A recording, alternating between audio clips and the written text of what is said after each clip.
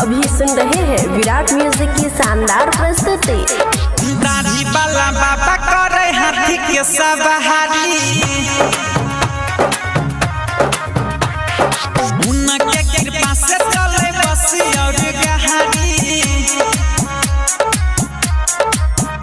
पूजई दुनिया जहान अलगे है के पहचान, पूजई दुनिया जहान अलगे है के पहचान।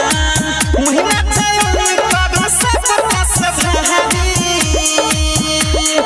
दाढ़ी वाला बाबा करे हाथी के सवारी, उनके कृपा से चले बसी और गहरी।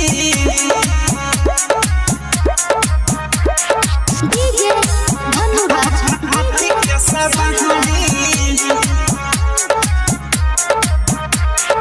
उनके कृपा से चले बसी और गहरी।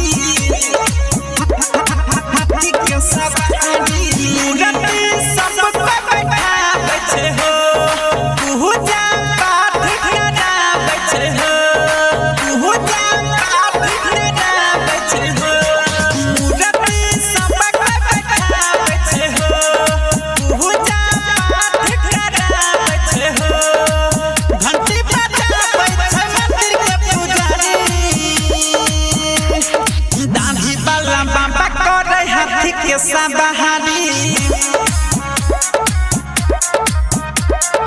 उनके कृपा से चले बसी और गहरी।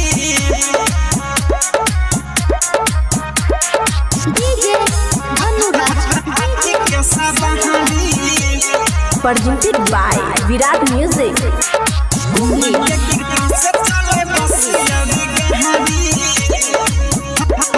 हाथी के सवारी, संभरा से चलन पे आवे छे हो, भक्त सबके खुशी लुटावे छे हो, भक्त सबके खुशी लुटावे छे हो। सतरा से चलन पे आवे छे हो, भक्त सबके खुशी लुटावे छे हो। सुनिल राजेश हर सबसे लगाई, दाढ़ी वाला बाबा करे हाथी के सवारी, उनके कृपा से चले बसी और गहरी।